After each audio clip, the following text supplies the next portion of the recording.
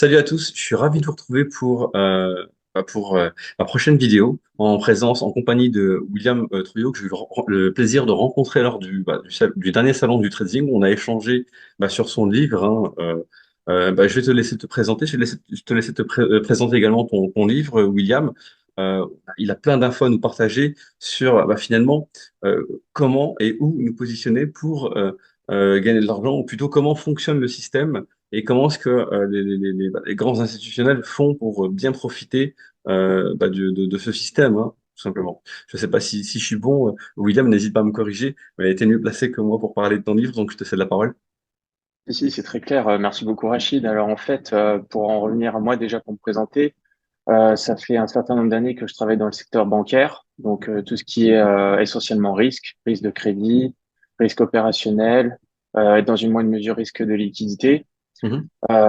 Si j'ai rédigé ce livre sur le trading haute fréquence et Darpool depuis, qui est disponible en vente depuis juillet 2022, c'est parce qu'en fait, mon principal objectif, c'était vraiment de démocratiser un maximum d'aspects sur quand même sur tout ce qui était peu connu lié au domaine du trading haute fréquence et des dark pools parce que c'est deux notions qu'on entend de temps en temps mais dont on n'a pas forcément de connaissances approfondies. Donc c'était ça mon principal objectif, démocratiser un maximum d'aspects et toucher le plus de personnes possible suite aux recherches que j'ai pu effectuer, aux interviews que j'ai pu effectuer dans le cadre du trading haute fréquence parce que comme je l'ai dit, en fait, l'ensemble des informations aujourd'hui à disposition pour le trading de fréquence euh, sont relativement pas tellement importantes que ça elles sont relativement pas trop disponibles comme ça sur les marchés. Oui. Donc, en fait, le fait d'avoir interviewé les personnes qui travaillaient directement dans le domaine du trading haute fréquence, d'avoir rencontré les professionnels qui te mettent directement en contact avec leur propre carnet d'adresses, bah forcément, tu as un aperçu additionnel et ça permet vraiment de voir les différentes stratégies, les différents ordres qu'ils utilisent sur les marchés financiers. C'est vraiment ça l'objectif de mon livre. Oui, et enfin, on en a déjà parlé, mais tu as vraiment fait un travail vraiment minutieux, hein. Enfin, bravo pour ton investissement et ton énergie, hein. Je trouve le sujet absolument passionnant. Mais je t'en prie, hein, comme on avait pu voir ensemble, si tu as des choses à présenter, n'hésite pas à les partager pour qu'ils puissent Oui, vraiment j'ai bien les d'ailleurs, voir. voilà, super. En fait, j'avais préparé une petite présentation juste pour donner un Ouais. aperçu à toi et à tes abonnés Mm. de l'ensemble, une vision globale du trading de fréquence. Donc là, est-ce que tu peux voir mon écran déjà? Non. Non? Euh, donc, je passe partager. Ce sera plus simple comme ça. Là, c'est bon?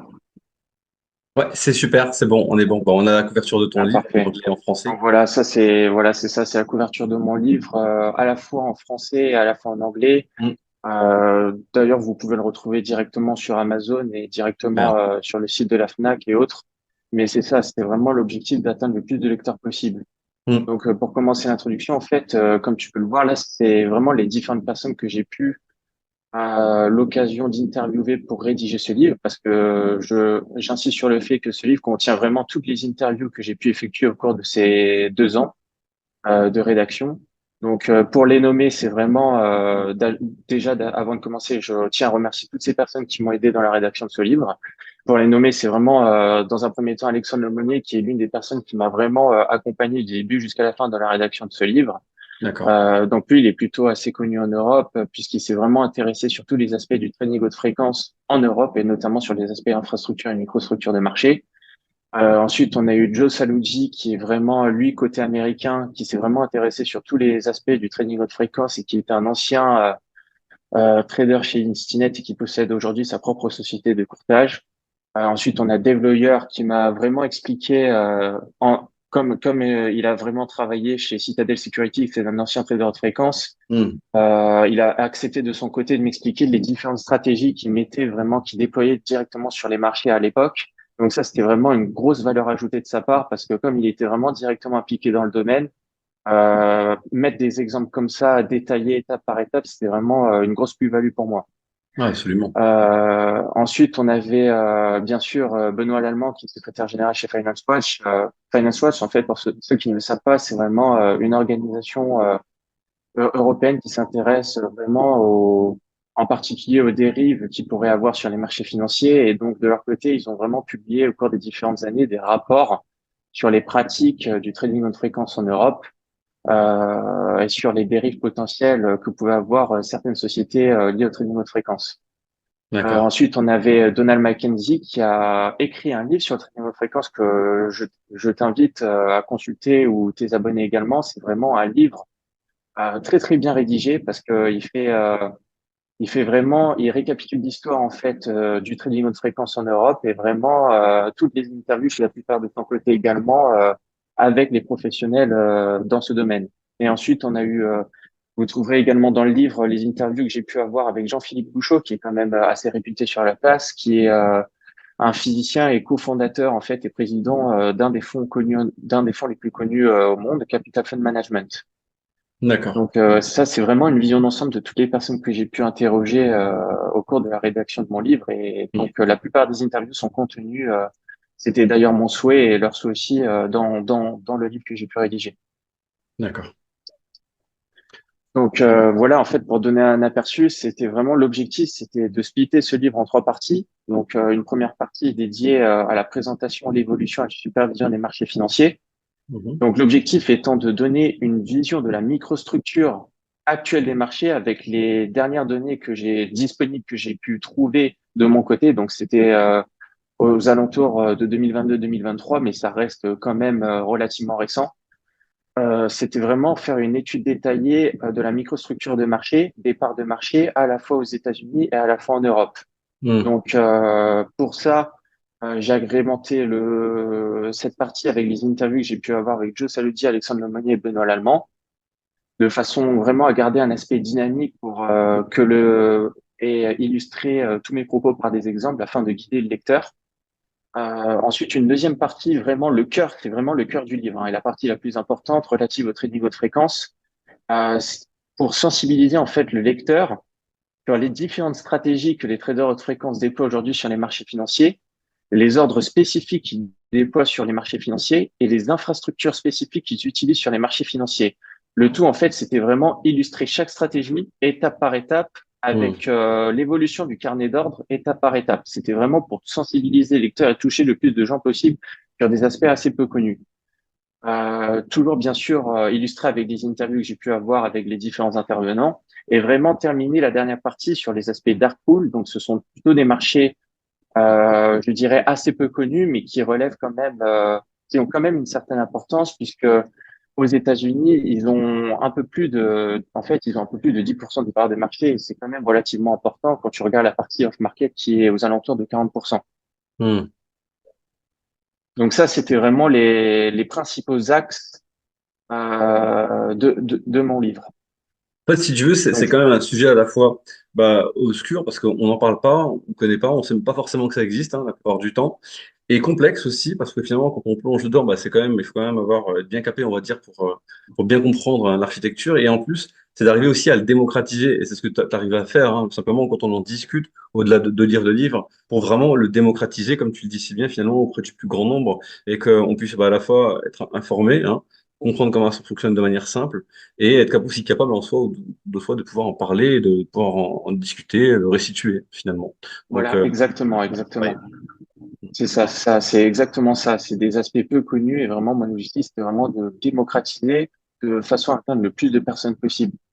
Parce que quand on dit trading haute fréquence, forcément, certaines personnes ou forcément certains de tes abonnés ont déjà entendu ce terme, mais quand tu commences à investiguer le sujet, là, on se rend compte vraiment de tous les aspects complexes et de toutes les techniques qu'ils utilisent pour minimiser le temps de latence, en fait, pour leur stratégie Absolument. d'arbitrage.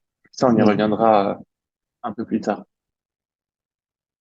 Juste pour commencer et en guise d'introduction, en fait, j'estimais nécessaire de donner forcément une vision ma définition du trading haute fréquence. En fait, si je devais définir le trading haute fréquence, c'est aujourd'hui du trading algorithmique qui est souvent basé sur du langage C et l'utilisation combinée à l'utilisation d'infrastructures vraiment pour minimiser le temps de latence. Donc, quand je dis le temps de latence, c'est minimiser le transfert d'informations entre les data centers pour déployer leur stratégie d'arbitrage. Donc, c'est aussi simple que ça. En fait, le trading haute fréquence, c'est vraiment 20% de stratégie parce qu'on se rendra compte que c'est essentiellement des stratégies d'arbitrage Mm. et 80% d'infrastructure. Donc, comme tu peux le voir, en fait, là, j'ai nommé, enfin, aujourd'hui, les sociétés de trading les plus connues dans le domaine du trading haute fréquence. Donc, on retrouvera Citadel Securities, Virtu Financial, Optiver, Jump Trading et Two Sigma. Et également aussi IMC Trading, qui est vraiment l'une des sociétés les plus connues, et TradeBot. Dans tout Hmm. cas, en fait, il faut savoir que les premières firmes de trading haute fréquence, elles sont apparues aux alentours de 1999, début des années 2000. D'accord. Et voilà, c'est ça. Et ce sujet, en fait, il avait été fortement médiatisé dans le cadre du flash crash de mai 2010. En fait, pour ceux qui ne savent pas, le flash crash de mai 2010, c'était vraiment... enfin, on estime que ce flash crash était lié au trading haute fréquence, puisque, en fait, ça avait démarré par un fonds qui s'appelait Waddell & Reed, qui avait vraiment mis un ordre de vente pour une certaine quantité assez élevée de contrats à terme. Et par conséquent, en fait, suite à ça, tous les algorithmes sur les marchés se sont affolés, forcément, Hmm. puisque quand tu vois un ordre de vente, l'algorithme, lui, tout ce qu'il veut, c'est éviter les pertes, et donc tout le monde s'affole et tout le monde veut vendre. Et donc, D'accord. les firmes de trading aux fréquences ont retiré d'un coup toute la liquidité disponible sur les marchés financiers, ce qui a créé en fait des Un trou d'air. sensibilités, voilà, c'est ça, un trou d'air et des sensibilités de prix aberrantes. On Bien s'est sûr. rendu compte, la SEC avait d'ailleurs publié un rapport assez intéressant là-dessus parce qu'on s'est rendu compte que certains investisseurs avaient pu acheter des actions Apple ou vraiment des actions connues à des prix mais déroutants en dessous du dollar ou des choses comme ça. Donc c'était vraiment assez aberrant. Ah, c'est étonnant parce que je pensais que qu'on pouvait pas acheter en dessous du dollar, Voilà, non, on justement. peut exactement, on pouvait pas, mais comme les firmes de trading haute fréquence en fait avaient retiré toute la liquidité du marché, Ouais. et ben il y avait fortement de variations en fait. Il y avait un Ouais, manque de d'accord. liquidité dans le carnet d'ordre et il y avait de fortes variations, mais dans tous les cas, tous ces ordres qui ont été exécutés à l'époque ont immédiatement ensuite été annulés par la SEC. Elle a publié un rapport qui est d'ailleurs consultable, que je vous invite à consulter, et qui est disponible publiquement sur ton site. Avec vraiment, elle a nommé toutes les actions qui étaient concernées par ce manque de liquidité sur les marchés financiers. D'accord, très bien. Super. Ok. En fait, voilà, ça c'est les principales caractéristiques des films trading haute fréquence. En fait, pour en citer quelques-uns, les films de trading haute fréquence, c'est vraiment essentiellement une activité de market making. Certains le critiqueront. On reviendra là-dessus pour expliquer pourquoi, mais de mon côté, j'estime que les chaînes de trading aux fréquences, elles apportent quand même pas mal de liquidité dans les meilleures lignes du carnet et qu'elles resserrent les spreads parce qu'aujourd'hui, s'il n'y avait pas ces sociétés de trading, ce serait quand même difficile d'échanger des actions. Elles ont quand même fluidifié le process pour pouvoir échanger des actions à des prix réduits. Leur principal objectif, c'est vraiment capturer des marges unitaires faibles. Quand je dis marge unitaire faible, c'est par exemple quand on regarde, il me semble que c'était Virtue Financial, quand j'ai fait mon interview avec Donald McKenzie, il m'a vraiment expliqué que la marge de Virtu Financial était aux alentours de 0,27 centimes de dollars par action. Donc, c'est relativement assez faible, la marge capturée, mais quand tu multiplies une marge aussi faible Oui. capturée par un volume super élevé, bah, ça, en fait, ils veulent vraiment minimiser les risques et multiplier ce risque avec une quantité élevée pour avoir, en fait, des gros gains en fin de journée puisqu'ils soldent, en fait, toute leur position en fin de journée. Donc, c'est vraiment du trading intraday. Hmm. Et une autre caractéristique importante, c'est que les firmes de trading haute fréquence, elles n'ont pas de clients. Donc, c'est du proprietary trading. Elles agissent pour compte propre, vraiment pour compte propre, elles n'ont pas de clients. Donc, c'est ce qui fait pourquoi toutes les stratégies qu'elles déploient sur les marchés financiers sont légales. Parce que Hmm. en fait, elles axent leur stratégie sur des informations publiques, mais elles n'ont pas de clients. Donc, en fait, elles traitent pour compte propre. Absolument. Et Ouais. voilà, c'est ça, c'est ça. Ouais, comme tu l'as dit, c'est légal, hein, et c'est pour ça il y a ce côté un peu dark, un peu sombre, parce que finalement, bah, c'est fermé, ils ont le droit de le faire parce qu'il n'y a rien à publier. Après tout, circuler, il n'y a rien à voir, on n'a pas de compte à vous rendre, hein, on fait pour nous. Donc, Voilà, c'est ça. Ils le font entièrement pour eux. Donc, mm, les investisseurs institutionnels critiquent souvent les activités des traders de fréquence, mais de là, en fait, ils peuvent rien faire de leur côté puisque ils se basent uniquement sur les informations qui sont publiées dans les carnets d'ordre. Et en fait, leur avantage compétitif, c'est vraiment tout est basé sur la vitesse. Donc, tout est mm, basé sur le temps de latence pour optimiser leur stratégie et pour capter les inefficiences dans les mises à jour de prix. Donc, c'est ouais. essentiellement ça.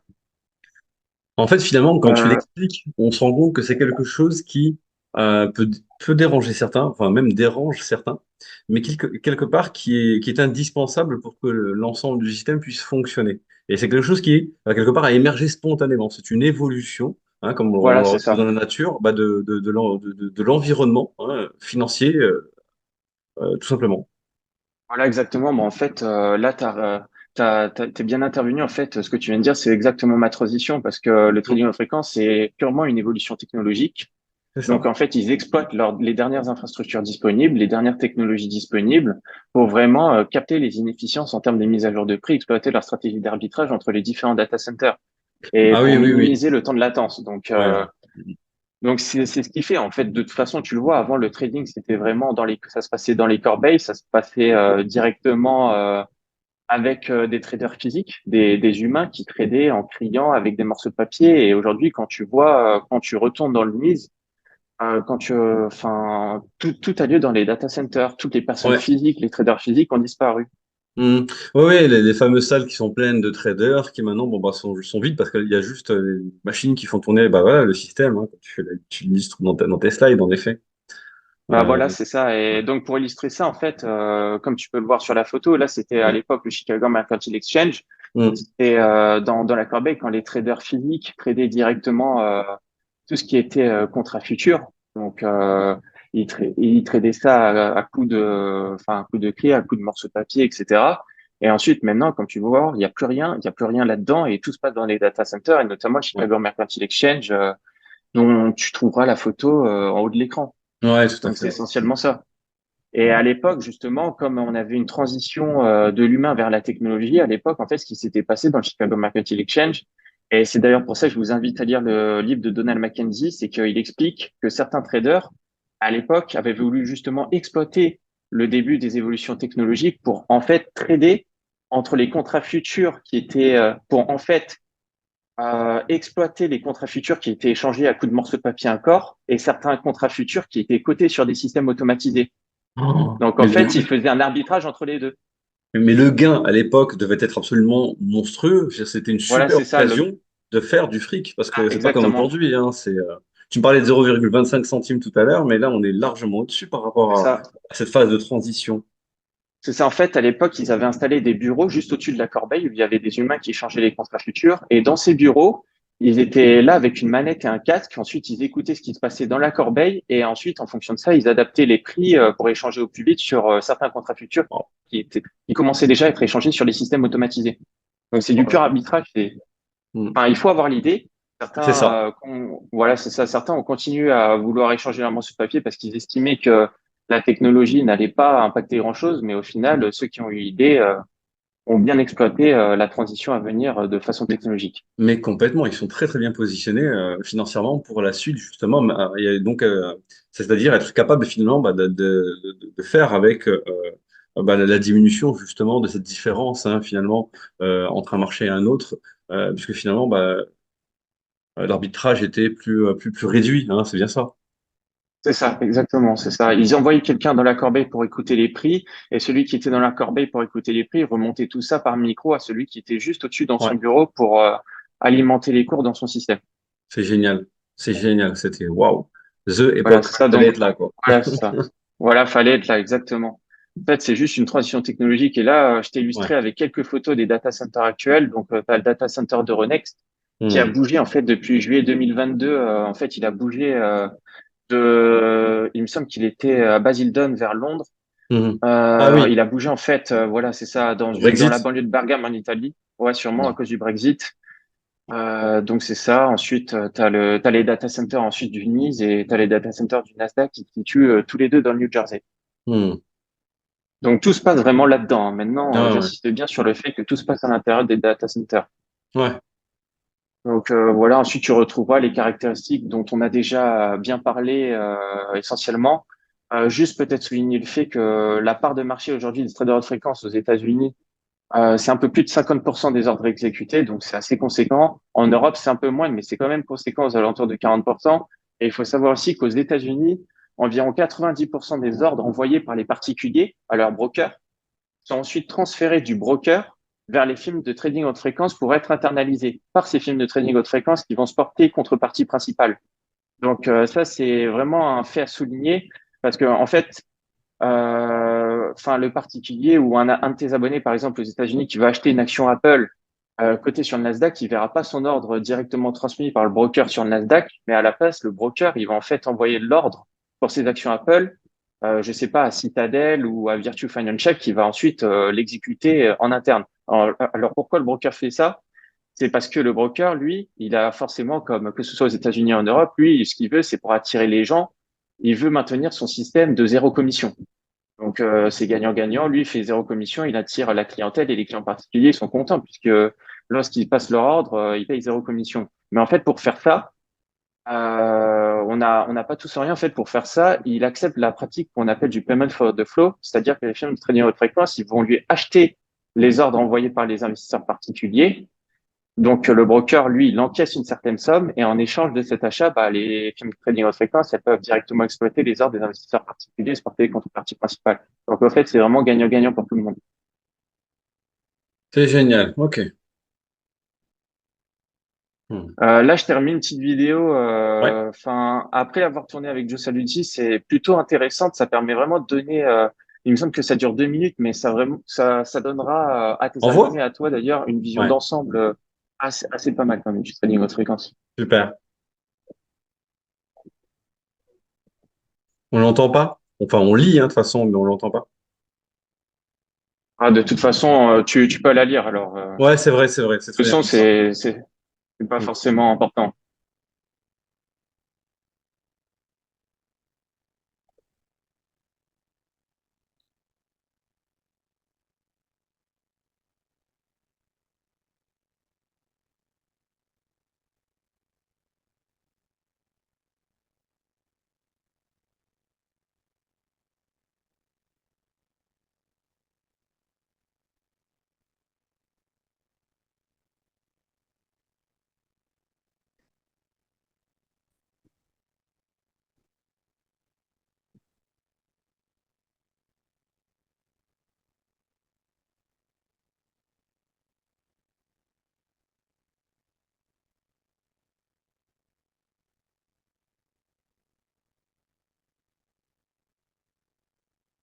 Hmm.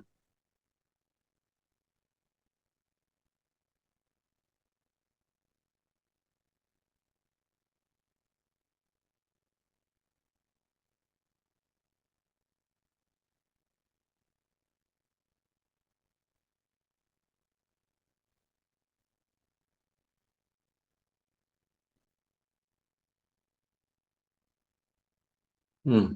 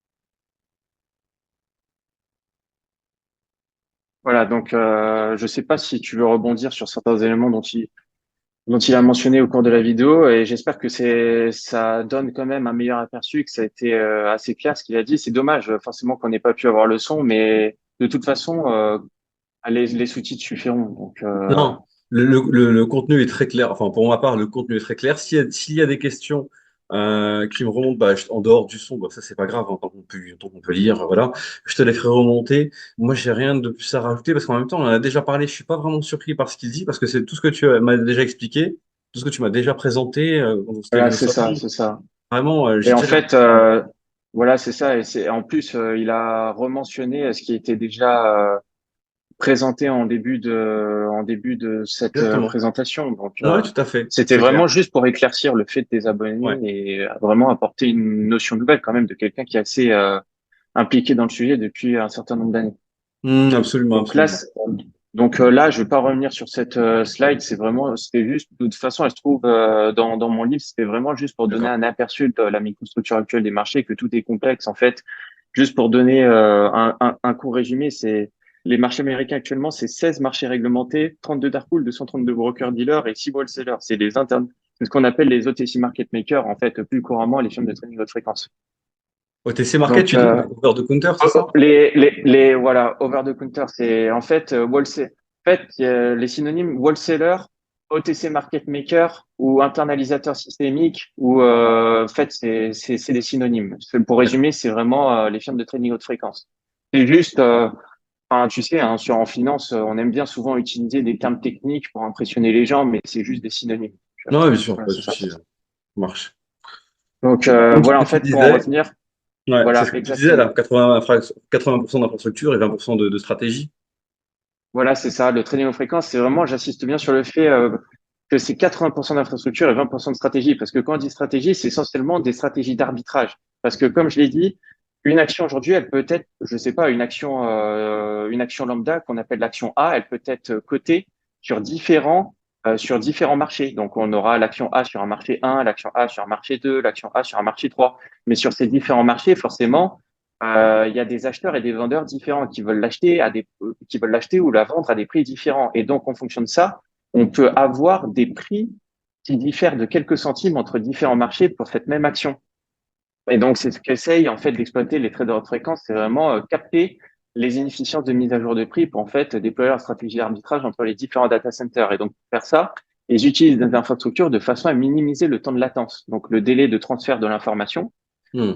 Donc ça, on a le temps de latence externe, c'est le délai de transfert de l'information entre les data centers. Et le temps de latence interne, c'est vraiment, ils ont un trading system qui leur est propre, on y reviendra plus tard, mais leur objectif, c'est de minimiser tout le temps de traitement de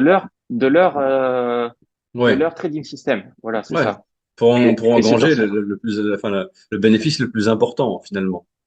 Voilà, c'est exactement ça, pour engranger le bénéfice le plus important. Et cette performance de vitesse au sein de leur trading system, en fait, il la mesure avec un agrégat qu'on appelle le tick to trade. Le tick to trade, en fait, c'est le temps que leur système de trading va mettre pour pouvoir processer et traiter toutes ces informations.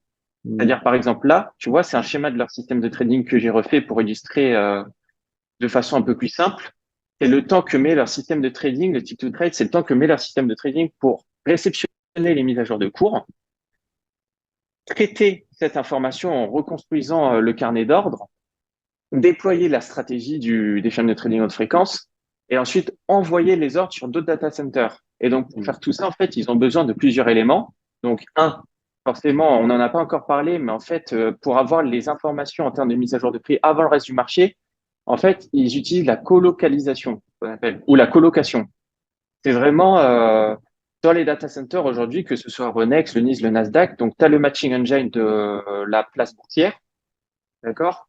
Et à côté de ce matching engine, donc quand je dis matching engine, c'est voilà, c'est tout ce qui rapproche acheteur et vendeur en fait. C'est ce que tu vois dans ton carnet d'ordre.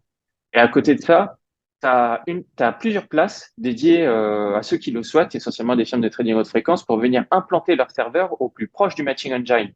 Donc pourquoi les firmes de trading haute fréquence font ça? Parce que eux, ils veulent réceptionner l'information et les mises à jour de prix avant le reste du marché, avant toi, investisseur particulier, ou avant l'investisseur institutionnel, qui ensuite, lui, percevra l'information un certain laps de temps après.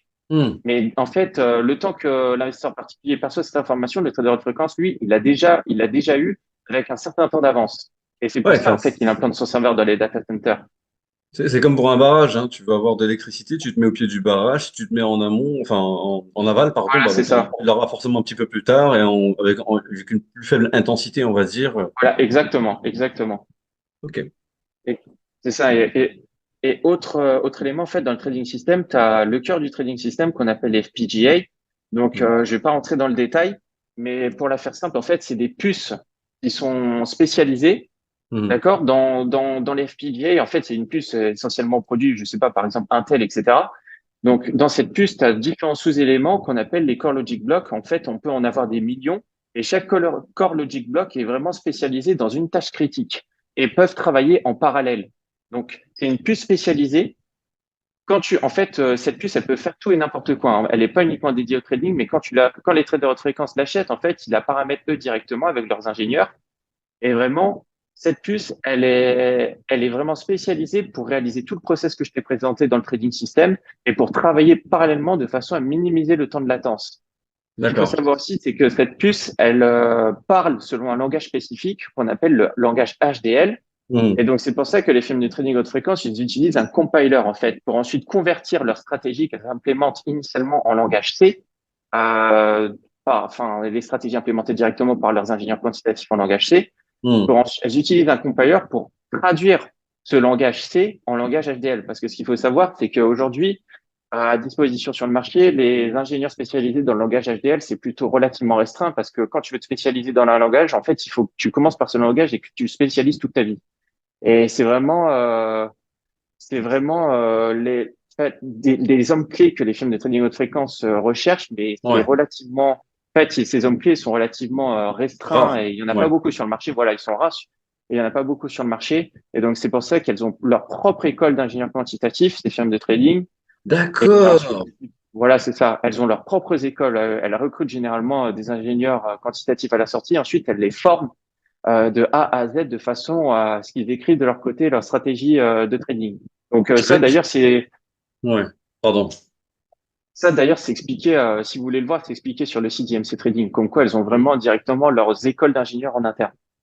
Ça, j'avais déjà, tu vois, je viens d'apprendre un truc parce que bon, enfin, quand on est du milieu, on connaît tous, enfin, on connaît tous, on va dire, l'existence des quants, mais je n'avais pas réalisé qu'ils sortaient de leurs propres écoles, qu'ils étaient formés sur le langage HDL. Enfin, là, je prends un peu une claque, on va dire, mais une claque en précision, on va dire, d'information, et c'est Si, génial. en fait, voilà, c'est ça, ils font tout. En fait, bah forcément, ils font tout parce que eux, leur principal objectif, c'est vraiment d'avoir le plus, d'optimiser leurs gains, vu que c'est Ah, bien vraiment du sûr. proprietary trading et trading pour compte propre. Et là, je vois les temps, Euh, les temps sont hallucinants parce que nanosecondes, picosecondes enfin, les temps sont absolument, enfin, c'est démentiel, hein.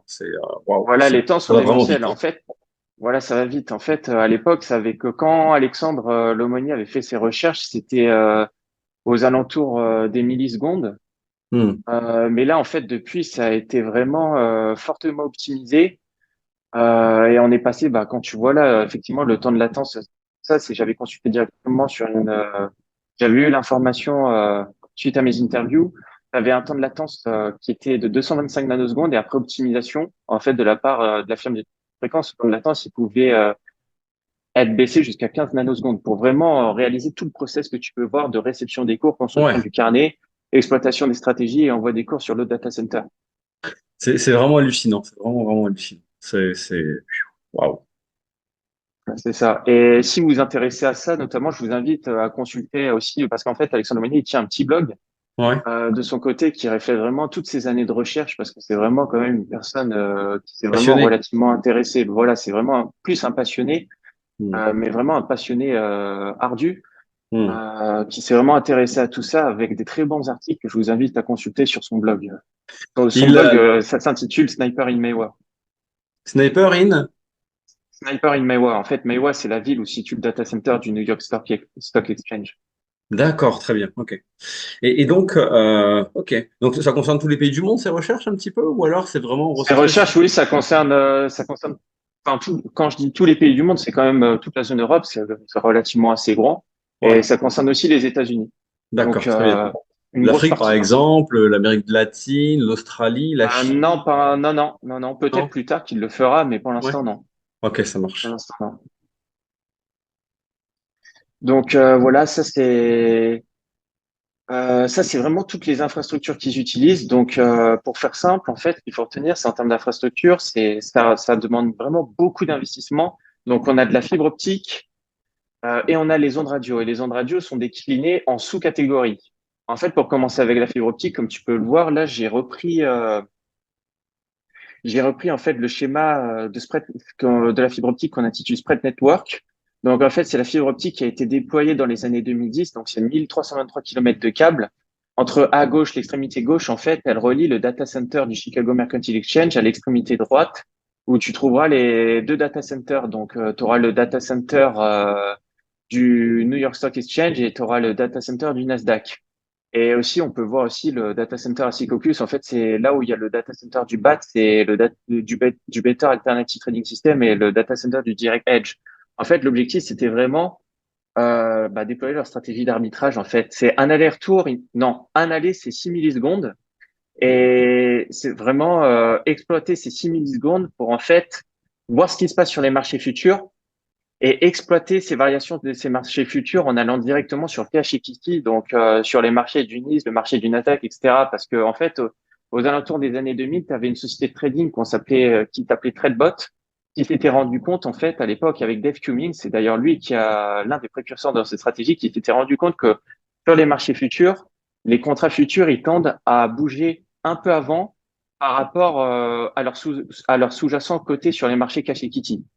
Donc, c'est par rapport à ça, en fait, que les traders de fréquence ensuite ont voulu vraiment implémenter ce câble en fibre optique entre les data centers de Chicago et ceux situés dans le New Jersey pour vraiment exploiter leur stratégie d'arbitrage. Donc, c'est aussi simple que ça, en fait. Hmm. Après, je t'ai remis une photo à quoi ressemblait justement un FPGA. Donc, tu peux voir, ça, c'est vraiment une puce bien Ouais. spécifique. Les deux principaux, constructeurs qui s'accaparent 80% du marché, donc c'est AMD et Intel. Donc, c'est ça. Et ensuite, comme je disais, tu as les ondes radio.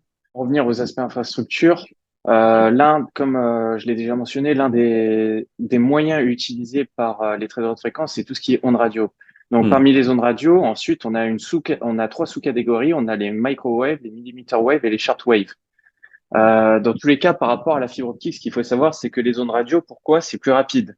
Parce que ça minimise le délai d'envoi des informations entre les data centers. Donc c'est plus rapide que la fibre optique, mais c'est pas forcément plus fiable. D'accord. Donc en fait chaque moyen vraiment Avantages et inconvénients. forcément c'est comme tout, voilà, ses avantages et inconvénients. Mais ce qui distingue en fait du parce qu'en fait avec tout ce qui est microwave et millimeter wave, ce qu'il faut c'est que il faut notamment implanter une tour qui transmet l'information et une tour qui reçoit les informations environ tous les 50 miles. Donc Hmm. ça, c'est vraiment un aspect qui demande des investissements astronomiques en termes d'infrastructure. Hmm. Donc ça demande vraiment des coûts élevés et la fiabilité, comme je l'ai dit, elle n'est pas forcément efficace parce que ça nécessite d'une part une bonne météo, mais ça nécessite aussi une vision dégagée. Quand je dis bonne météo, ça veut dire que les jours de pluie, par exemple, comme les ondes radio, c'est absorbé par les gouttelettes d'eau, et ben les traders haute fréquence, les jours de pluie, bah, ils sont pris de court parce qu'ils peuvent pas utiliser leur antenne radio, les ondes radio pour transmettre les informations, et donc sont obligés de switcher et de réutiliser une nouvelle fois la fibre optique. Et une vision dégagée, c'est-à-dire qu'il faut vraiment bien voir et bien implanter en fait les tours au sommet, je sais pas, au sommet des montagnes ou au sommet des immeubles, de façon à ne pas avoir, par exemple, des interférences, que ce soit des arbres, etc., entre la tour qui transmet et la tour qui reçoit l'information. Mais dans tous les cas, en fait, les ondes radio, la vitesse de propagation de l'information, elle est largement plus rapide que par rapport à la fibre optique. Et l'un des précurseurs, en fait, en termes d'ondes radio et de transmission des messages par ondes radio, c'est Stephen Tick, Hmm. qui a vraiment déployé sa société qu'on appelle Mackey Brothers. C'est l'une des plus connues sur la place et l'une des plus sollicitées par les films de trading haute fréquence pour vraiment propager l'information sur les marchés financiers. Donc, Ouais. parce qu'en fait, Mhm. oui, J'ai une question, si tu me permets, hein, c'est par rapport à ce que tu dis, parce que je rebondis. Alors déjà, 6 millisecondes sur 1323 km, je trouve ça hallucinant pour envoyer une information. Et finalement, quand tu disais au début de notre échange que en fait, la trading haute fréquence, bah, c'est 80% de l'infrastructure, on ne parle pas que de l'équipement dans l'espace qu'on va occuper physiquement pour s'installer, hein. C'est vraiment aussi de non, l'équipement qu'on c'est va pas ça. déployer euh, Ah, c'est ça. physiquement à l'extérieur. Et donc, avoir les autorisations pour pouvoir finalement implanter son antenne ou faire passer sa fibre sur un parcours bien précis, quoi. Voilà, c'est ça. Et en plus, comme tu l'as dit, ça requiert beaucoup de formalités administratives parce que C'est forcément, ça. pour déployer de la fibre optique ou pour implanter une antenne, il faut vraiment des autorisations. Il faut Hmm. que les villes acceptent, par exemple, de faire passer sa fibre optique directement dans la ville. Quels seront les avantages pour la ville également? Donc, c'est vraiment des aspects qu'on n'a pas forcément l'occasion de voir lorsqu'on n'est pas forcément impliqué directement dans ces firmes. Et pour te montrer vraiment l'avantage des ondes radio par rapport à la fibre optique, en fait, quand tu regardes la vitesse de propagation de la lumière, le temps de latence parfait entre les data centers de Chicago et le data center qui se situe dans New Jersey, c'est 3,9 millisecondes. Et quand tu reprends les données les données de McKay Brothers, quand tu reprends les données publiées directement sur le site de McKay Brothers par la firme de Stephen Tick, en fait, tu te rends compte que en utilisant les ondes radio, tu peux propager cette information à hauteur de 3,982 millisecondes. Donc, c'est pratiquement la vitesse de la lumière parfaite, en fait. Ouais, C'est ouais. vraiment le temps de latence que mettrait la lumière. C'est vraiment le quasi parfait. Ouais, ouais. Le temps de latence que mettrait la lumière pour aller de Chicago jusqu'au New Jersey. Ouais, bien sûr. Bon, encore quelques petits points et on y est, quoi. On s'aligne avec la vitesse de la lumière, parce que si elle est de 299 000 km par seconde, enfin, on y est, quoi. C'est hallucinant. C'est démentiel. En Ah, termes de c'est vitesse ça. d'information, c'est vraiment démentiel, hein. C'est génial. Voilà, c'est ça. C'est ce qu'ils recherchent à faire, c'est exactement ça. Donc, et pour reprendre l'analogie, tu la retrouveras sur le blog d'Alexandre Lomini. En fait, Ouais. c'est Bob Van Valza. Il a d'ailleurs enfin, les vidéos de Bob Van Valza, elles sont disponibles également sur YouTube. Mais en fait, il a décrit toutes ces recherches qu'il avait faites en termes d'infrastructure aux États-Unis lors d'une conférence. Il a vraiment repris l'analogie en fait entre la fibre optique et les ondes radio, c'est-à-dire que l'analogie du pistolet, c'est-à-dire que d'un côté, tu as quelqu'un qui tire avec un pistolet fibre optique. Il est sûr que son information, elle arrivera d'un point A à un point B, mais ensuite, il est obligé d'avoir un certain temps de latence pour recharger son pistolet. Alors que d'un côté, tu as une personne avec un autre pistolet en radio qui peut tirer sans recharger tout le temps. D'un point A à un point B, il peut vraiment tirer tout le temps sans faire de pause. Mais le problème, c'est on n'est pas sûr que son information, elle arrivera du point A au point B. Tu vois? Ouais, ouais, ouais, je Donc, comprends. c'est uniquement ça. Et ensuite, tu as autre aspect pour les ondes radio, tu as tout ce qui est shortwave. Donc, shortwave, c'est encore plus complexe. C'est l'utilisation d'ondes radio qui ont une fréquence comprise entre 2 et 25 MHz. En fait, actuellement, il y a un fort débat là-dessus aux États-Unis parce que tu as un consortium en fait de sociétés de trading haute fréquence. FMC, c'est le Shortwave Modernization Coalition. C'est vraiment une action. Ils font vraiment une action aux États-Unis pour pouvoir exploiter à titre personnel et dans leur cadre de leur business, justement, ces ondes radio, ces fréquences radio qui sont comprises entre 2 et 25 MHz pour pouvoir ensuite propager les informations et les mises à jour de prix. Pourquoi? Parce qu'en fait, c'est vraiment ces fréquences radio comprises entre 2 et 25 MHz qui permettent de minimiser le temps de latence. Donc, c'est encore plus rapide que les ondes radio lambda basées sur microwave et encore plus rapide que la fibre optique. Et donc, c'est pour ça qu'ils militent actuellement auprès des autorités pour vraiment pouvoir exploiter ces fréquences radio et ensuite minimiser directement leur temps de latence. Parce que il faut savoir que ces ondes radio, pour l'instant, elles sont uniquement exploitables par tout ce qui est forcément sécurité, tout ce qui est politique publique, etc. Mais elles sont pas exploitables d'un point de vue business de la part des chaînes de trading haute fréquence. D'accord. Très bien. Ouais, ils aimeraient bien avoir un espace privatisé sur cette fréquence-là, Voilà, quoi. c'est ça. Voilà, c'est ça exactement. Ils veulent avoir un espace privatisé sur ces fréquences, mais pour l'instant, ils ne l'ont pas. Ils l'ont eu sous forme de test et ils se sont rendus compte sous forme de test qu'ils pouvaient minimiser le temps de latence. Et justement, pour faire passer ça, en fait, ils ont justifié ça par le fait grâce à ça, ils allaient pouvoir protéger l'investisseur particulier en apportant plus de liquidité, en accordant de meilleurs prix à l'investisseur particulier, etc. Tu vois, ils essayent de montrer ça comme quoi l'investisseur particulier il sera protégé grâce à eux. Donc, c'est tout un aspect de communication également. Donc, c'est assez compliqué de ce point de vue. D'accord. Et pour terminer, on pourrait parler également des satellites, mais les satellites, Oui, on peut le voir directement dans les vidéos de Stephen Tick, également qui sont consultables sur YouTube. C'est vraiment où il explique sur le fait que les satellites, ça pouvait être c'est un moyen qui peut être utilisé, mais ce n'est pas le moyen qui est le plus optimal et efficace. Pourquoi? Parce que, en fait, même si c'est assez rapide, il y a un delta qu'il faut rajouter concernant les informations qui sont propagées de la tour qui se situe sur Terre jusqu'au satellite qui se situe directement dans l'espace. Et ce delta supplémentaire, en fait, de transmission et ensuite de réception pour retour sur Terre, ça absorbe en fait, c'est pas optimal. Ça compense pas le gain de temps qu'on pourrait avoir, le gain de temps qu'on pourrait avoir par rapport aux ondes radio ou la fibre optique. Donc c'est ouais, aussi simple que ça. c'est assez surprenant parce qu'on parle de satellite. Dans l'esprit et dans le commun, enfin, dans le commun des mortels, on va dire que les satellites, c'est juste super rapide. D'ailleurs, un satellite, Voilà, c'est quoi? c'est 5-8 ça. km/h de vitesse de déplacement et je me rends compte qu'un satellite, Mm. quand même, ça se déplace toujours beaucoup moins beaucoup moins vite que l'information qu'on envoie bah, sur les différentes types d'ondes hein, que tu viens d'exposer. C'est assez incroyable. Voilà, quoi, 6 millisecondes pour envoyer sur 1300 kilomètres quoi, j'hallucine, hein, D'accord, j'hallucine enfin, encore. on dit, ça, c'était 6 millisecondes, mais ça, c'est, enfin, il utilise encore ce câble en fibre optique, mais ça, c'était vraiment à l'époque, parce que comme je t'ai dit, aujourd'hui, si tu veux Oui, utiliser une onde radio, tu arrives à 3 millisecondes, oui, oui, c'est vrai, 3,9. oui. Mm, mm. Et juste Ouais. pour illustrer, donner un autre aperçu, par exemple, entre le data center dans le New Jersey du NIS et la bourse de Toronto, donc tu as 1,75 millisecondes.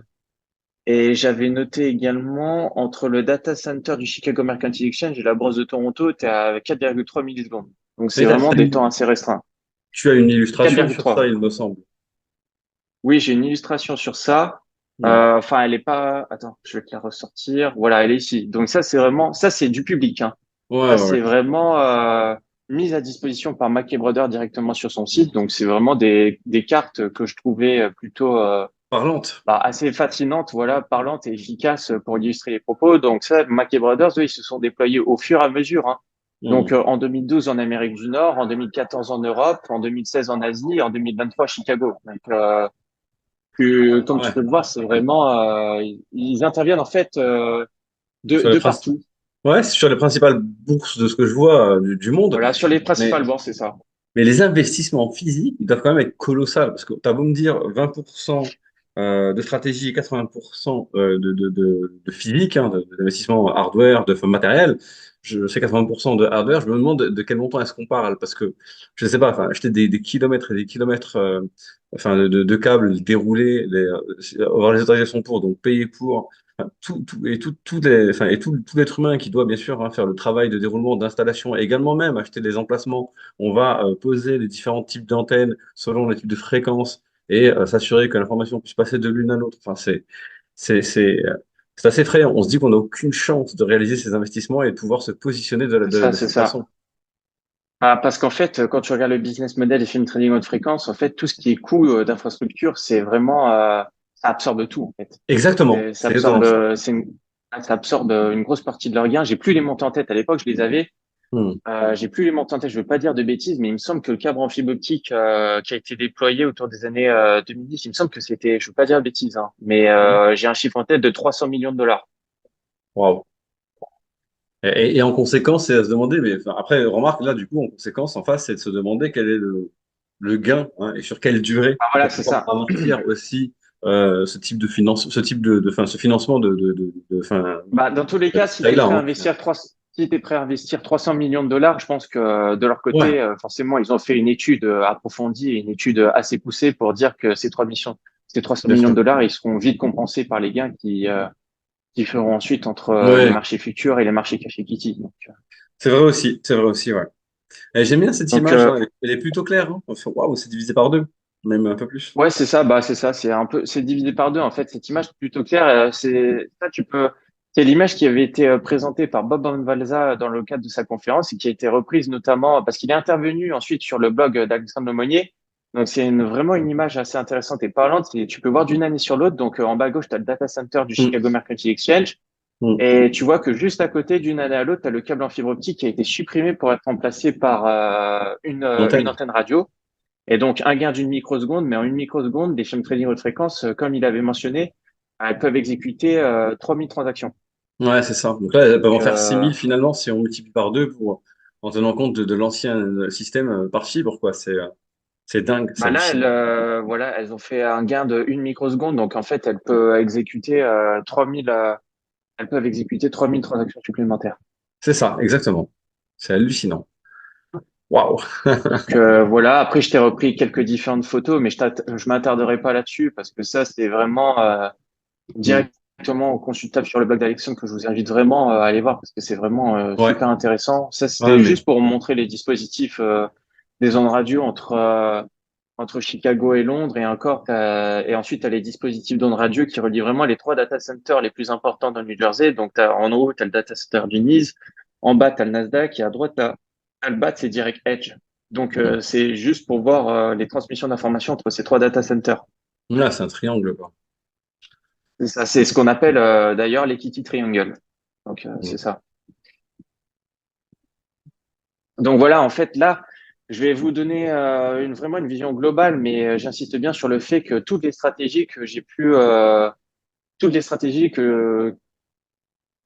pu avoir comme information sont vraiment détaillées dans mon livre, vraiment étape par étape, de façon à accompagner le lecteur avec une illustration étape par étape au niveau des carnets d'ordre, mais je vais pas m'attarder là-dessus. C'est vraiment juste, faut juste avoir en tête que l'essentiel de la stratégie, c'est simple, hein, c'est juste de l'arbitrage. Hmm. Et arbitrage marché futur, marché action, ou arbitrage marché action entre les différents data centers pour exploiter les inefficiences en termes de mise à jour de prix. Donc voilà, ensuite je reviendrai pas là-dessus sur le front running. En fait, on sait tous ce que c'est, mais eux, en fait, je sais pas si c'est un bon terme à utiliser parce que généralement quand on dit front running, c'est quelque chose qui est abusif. Mais comme je l'ai dit en début de présentation, les firmes de trading haute fréquence, elles n'ont pas de clients. Hmm. Elles n'ont pas de clients. Tout ce qu'elles font, c'est récupérer une information publique publiée sur un marché pour ensuite exploiter ces informations et intervenir sur d'autres marchés avant les autres Absolument. investisseurs particuliers et institutionnels. Mais le Donc terme en soi, il est voilà. exact, hein. Le terme en soi, il est exact parce que on a finalement bah, le back, le middle et le front hein, dans l'informatique, par exemple. Donc le back, c'est là où on va vraiment être bah, les doigts dans le cambouis hein, au niveau de comment construire, on va dire, une architecture. Le middle, ça va être bah, comment finalement bah, gérer le flux d'informations. Puis bon, bah, ensuite, on a le front. Et le front, ce sont les utilisateurs. Donc là, quelque part, tu as Ouais, c'est raison. ça. Dans la façon dont tu l'expliques dans ton schéma, je comprends parce que ils vont dire, je comprends pourquoi est-ce que tu le fais comme ça, parce que finalement, ils vont regarder, hein, ils vont comme tu l'as dit, exploiter les inefficiences de marché en prenant les prix qui sont appliqués bah, sur le front, hein, finalement, mais en exploitant ces inefficiences de marché pour encaisser un différentiel. Et même si le terme n'est pas adéquat parce qu'ils se font tout en privé, ils n'ont pas de compte à rendre quelque part parce qu'ils sont autosuffisants, bon, bah, donc le terme n'est pas forcément adéquat, mais il l'est aussi parce que c'est bien parce qu'ils se connectent au marché directement pour pouvoir bah, prendre leur position, hein, tout simplement. Donc je comprends Voilà, c'est complètement. ça. En fait, ils font tout. En fait, ils font tout. Ils ont pas de clients, donc en fait, ils agissent pour eux et tout est basé sur des informations publiques. Donc, Ouais. il y aura aucun problème là-dessus. Mhm. Donc, aux stratégies, c'est tout ce qui est rebate trading. En fait, les rebates, c'est quoi? Quand je dis rebate, c'est les commissions encaissées. Donc, en fait, aujourd'hui, chez les marchés, tu as deux modèles en termes de commissions déployées par les opérateurs boursiers. Tu as le modèle maker-taker et tu as l'inverse. C'est ce Mhm. qu'on appelle le taker-maker. Maker-taker, c'est quoi le modèle? C'est vraiment le modèle le plus utilisé. Et on rémunère l'opérateur boursier, en fait, il rémunère les apporteurs de liquidités, donc ceux qui affichent les ordres à court limité dans son carnet. C'est ce qu'ils appellent les makers. Et il fait payer les preneurs de liquidités. C'est ce qu'on appelle les takers, c'est-à-dire que le taker qui vient exécuter, qui vient croiser le spread ou qui vient, je sais pas, ou qui utilise directement un ordre au marché pour supprimer de la liquidité ou un ordre à court limité qui croise le spread, lui, on dit qu'il prend de la liquidité, c'est un taker, donc il va payer la commission au marché boursier et le marché boursier ensuite, il va venir reverser une partie de cette commission au maker. Donc, à l'apporteur de liquidité. Donc, ce qu'ils font les traders de fréquence, il y a plein de traders de fréquence qui font ça. Leur business model, il est uniquement déployé dans la capture des commissions. Donc, ils vont apporter la liquidité dans un côté du carnet pour être identifié en tant que maker et encaisser une première commission. Et ensuite, se retourner immédiatement pour ensuite vendre les actions qu'ils ont achetées.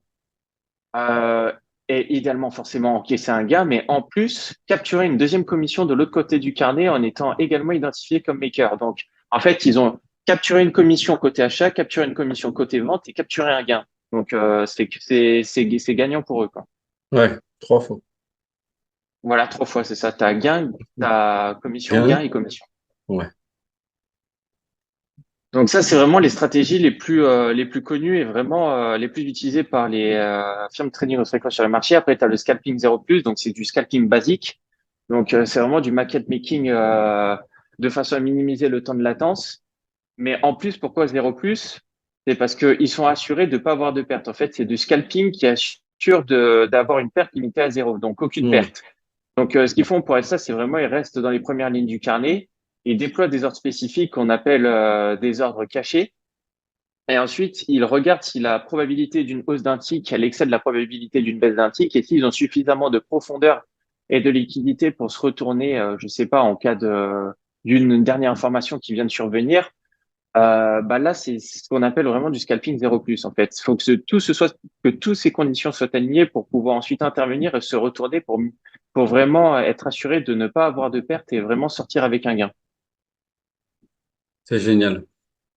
Voilà, donc je vais pas m'attarder sur toute stratégie parce qu'il y en a vraiment plein. Et dans tous les cas, c'est vraiment tout est vraiment détaillé dans mon livre et tout Oui. et en plus illustré avec les interviews et vraiment les évolutions du carnet d'ordre à chaque fois. Hmm. Donc et après c'est vraiment tout ce qui est pinging. Donc ça je passe. C'est vraiment détecter en fait les ordres éclatés par les investisseurs institutionnels sur les marchés financiers pour ensuite revenir en permanence, revenir pinguer l'ordre qui a été éclaté en plusieurs sous-blocs et vraiment agir à l'encontre des investisseurs institutionnels.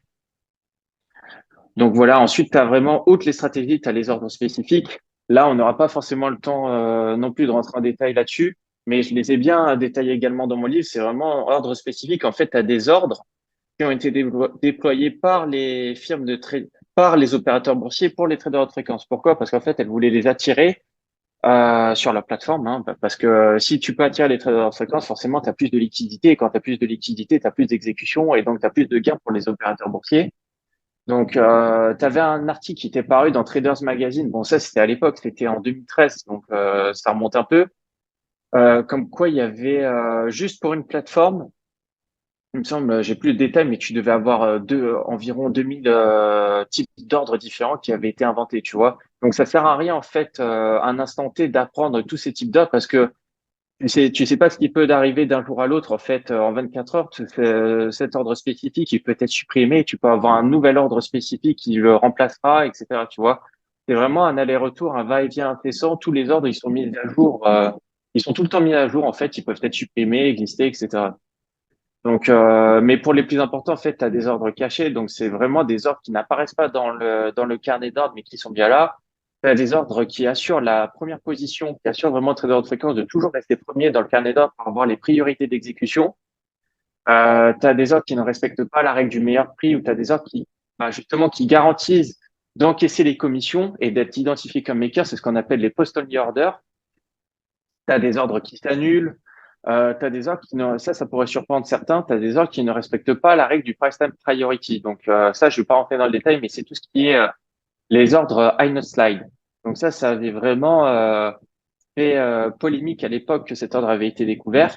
Mais dans tous les cas, suite aux interviews que j'ai pu avoir, je l'explique vraiment bien, étape par étape, son processus de fonctionnement, comment il fonctionne pour vraiment montrer au lecteur que les ordres high not slide, en fait, ce sont des ordres qui restent cachés et qui grillent la priorité à tous les ordres qui seraient envoyés par les investisseurs institutionnels et les investisseurs particuliers sur les marchés financiers.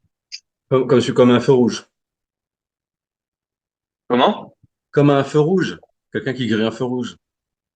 Voilà, bah c'est exactement ça. Il y a ou même dans une file d'attente, tu as toutes les personnes qui attendent dans la file d'attente. Donc tu Oui. as le premier, deuxième, troisième, etc. Et en fait, lors d'un slide, c'est celui qui n'était pas dans la file d'attente, mais qui était à côté, et qui est surgi au dernier moment pour ensuite passer devant le premier et je sais pas prendre ce popcorn pour aller au cinéma. Hmm. Donc c'est ça c'est vraiment très cliché, mais la conclusion c'est vraiment ça. L'ordre slide, c'est vraiment ça. C'est celui quelqu'un qui attend dans l'ombre à côté pour ensuite surgir au dernier moment et griller l'ensemble des investisseurs et doubler tout le monde pour ensuite exécuter l'ordre en priorité avant les autres qui attendaient déjà. D'accord. J'ai une question, si tu me le permets, c'est comment dire si tu peux revenir juste sur la slide précédente, euh, Ah, je te remercie. Euh, J'essaie de réfléchir à comment je vais te poser la question. Euh, si, euh, oh, ça me vient pas. Bon, bon, tant pis, j'y reviendrai après, excuse-moi. J'y reviendrai après, le temps pas de de souci, pas moi de de souci. comment je vais la construire, ma question. Elle m'a échappé, en fait. Elle ne veut pas revenir. Bon. Donc enfin, dans tous les cas, pour continuer, là, je vais vraiment conclure par ça, c'est la notion de Oui. dark pool parce que qui constitue d'ailleurs la troisième grosse partie Oui, attends, excuse-moi. C'est bon, ma question de m'est mon livre. revenue. Pardon, ma Vas-y, je question m'est t'écoute. revenue. Donc, les ordres, ils sont donnés. C'est dingue, elle est repartie, ma question. Attends, c'est une blague.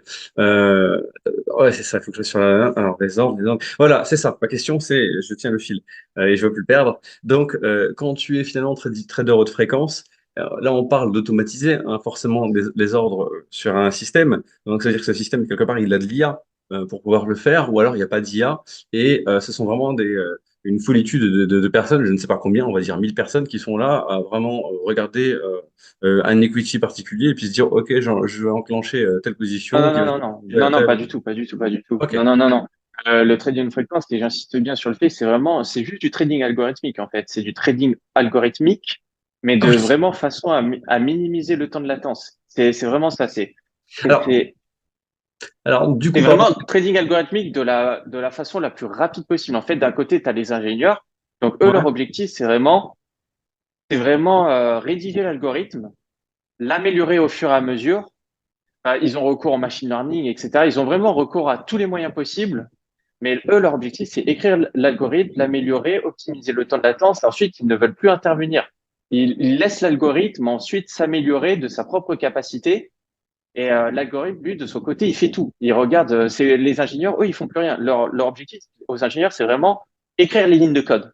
ouais. Et ensuite, c'est l'algorithme qui se charge du reste. Il regarde les différents marchés, les différentes opportunités, vraiment, vraiment un instant T. Parce que Et sinon, oui. toi, en tant qu'humain, tu peux rien faire de ton côté. Exactement. Mais alors justement, parce que tu as raison. C'est vrai que j'ai pensé ça par rapport au fait que tout à l'heure tu m'as dit qu'au début, parce que tu l'as dit dès le début que c'était du trading algorithmique et je le sais en soi. C'est juste que c'est vrai que j'ai effacé cette partie-là au moment où tu as dit que au début, bah, on avait des êtres humains et puis après, bon, bah, on a automatisé et puis enfin, il y avait des personnes qui du coup, bah, ont fait naître le trading algorithmique justement à haute fréquence par justement le fait que bah, il y en a qui passent encore leurs ordres physiquement tandis que une partie du système était déjà numérique, enfin informatisée, pardon. Sauf que, donc, ça veut dire qu'ils ont développé un algorithme qui va dire quelque part est connecté à un tableau hein, qui existe quelque part et qui contient bah, toutes les equities, enfin, toutes les entreprises existantes sur un secteur géographique du monde donné, y compris sachant que ce tableau va à un moment donné intégrer des entreprises qui vont entrer en bourse à un moment donné ou à un autre. Tu vois, donc c'est ça que je suis en train de comprendre par rapport à C'est ce que ça, en tu me fait, dis. l'algorithme, en fait, lui, il est directement dans le trading system. C'est lui qui va déployer toutes les stratégies. Et ce trading system, comme on l'avait mentionné tout à l'heure, en fait, il est directement dans les data centers, Hmm. à Ouais, à côté côté des du marchés. Ouais. serveur des opérateurs boursiers, tu vois. Donc, tout est Hmm. vraiment dans leur trading system. D'accord, ouais, ouais, ouais. J'insiste bien sur le fait que c'est vraiment, les ingénieurs, en fait, aujourd'hui, si tu veux faire du trading, tu es obligé de coder. Donc, C'est ça. avant, tu n'étais pas obligé de coder. Hmm.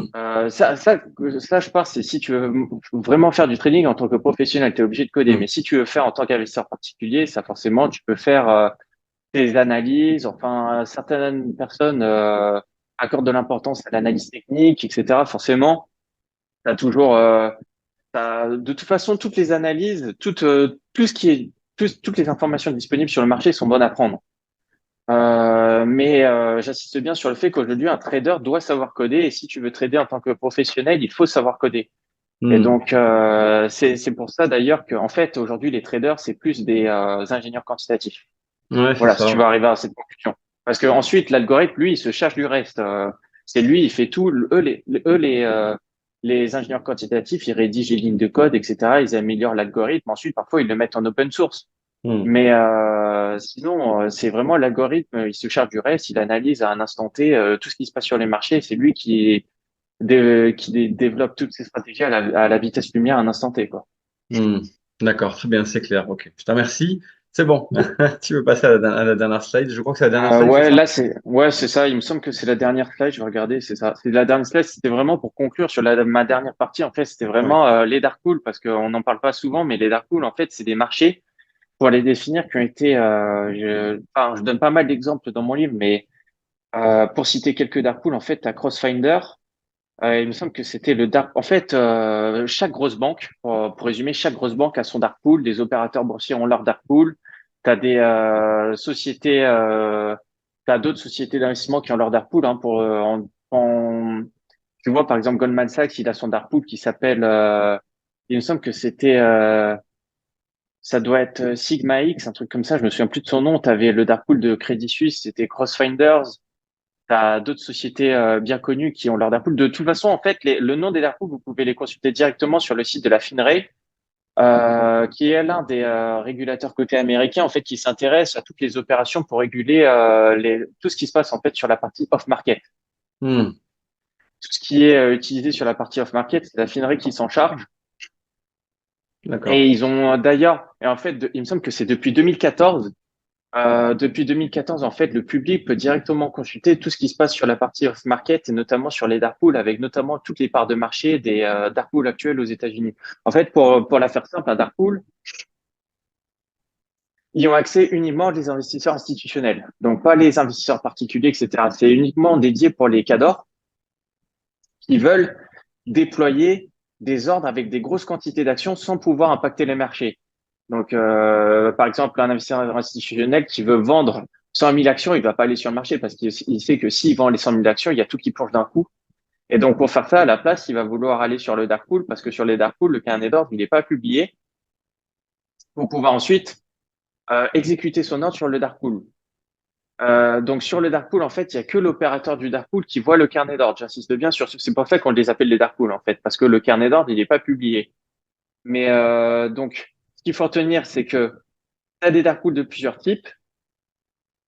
Tu as des dark pools qui ont été créés pour protéger les investisseurs institutionnels où tu peux vraiment échanger des gros volumes d'actions et tu as d'autres dark pools où tu peux échanger des petits volumes d'actions. Mais ça, j'y reviendrai pas là-dessus parce que j'ai vraiment tout expliqué. Ça prendrait vraiment un temps fou à tout D'accord. expliquer dans cette vidéo. Ok, très bien. Et voilà, faut vraiment avoir en tête que l'objectif principal, ça a été inventé dans le but de protéger les investisseurs institutionnels. Aujourd'hui, la part de marché, il me semble qu'elle est un peu plus de 10% aux États-Unis. Donc, c'est relativement important quand tu regardes la partie off-market qui est à hauteur de 40%. Et Hmm. c'est vraiment faciliter les échanges de gros blocs d'actions sans impacter Ouais. les marchés actuels. Ouais, sans qu'ils aient, C'est ça qu'il faut retenir. c'est ça, c'est sans qu'ils aient à subir de stress qui pourrait déclencher enfin, Voilà, un crash, hein, finalement, hein, exactement. pour dire. Voilà, c'est vraiment l'objectif, c'est protéger les investisseurs institutionnels. Hmm. C'est tout. D'accord. Très bien. Des pratiques que pourraient avoir les traders de fréquence sur les marchés comptants. Hmm. Ouais, tout à fait. Écoute, je te remercie beaucoup. C'était vraiment très, très instructif. Ça, tu le sais, je te Je l'ai t'en déjà prie. dit. Je suis vraiment fan de ce travail que t'as réalisé hein, finalement et que tu as agrégé dans ton super livre. Hein. Donc, j'ai envie de dire, pour ceux que ça intéresse, n'hésitez pas à l'acheter hein, parce que bon, c'est vraiment plus détaillé effectivement dans ton livre et c'est vraiment, vraiment un gros, gros, gros travail hein, que tu as fait. Donc, surtout pour vraiment le simplifier, le démocratiser. Donc, c'est super. Et Voilà, c'était merci ça beaucoup. l'objectif principal. Vraiment, merci beaucoup hein, de m'avoir accordé un peu de ton temps hein, pour qu'on puisse réaliser cette vidéo. Pour Bah, ma part, surtout, merci à toi, Rachid. c'est avec grand plaisir, tu le sais bien. Et si tu veux qu'on s'en refasse d'autres à l'avenir, tu es le bienvenu sur ma chaîne. Et Pas de voilà, problème. n'hésite pas, si tu ressens un autre livre, à me contacter. Si tu veux aborder un sujet aussi, même sans avoir sorti le livre aussi, on peut prendre le temps d'en parler sur ma chaîne. Ça sera avec grand plaisir. Tu es le bienvenu pour qu'on puisse se retrouver sur un autre sujet vraiment. Ça sera vraiment avec un immense plaisir. Tu le sais bien, je te l'ai suffisamment dit. Donc voilà, donc merci à toi, William. Merci beaucoup. Et Alors, puis, merci beaucoup. je vous dis à bientôt pour les autres, pour ma prochaine vidéo. Ciao, ciao.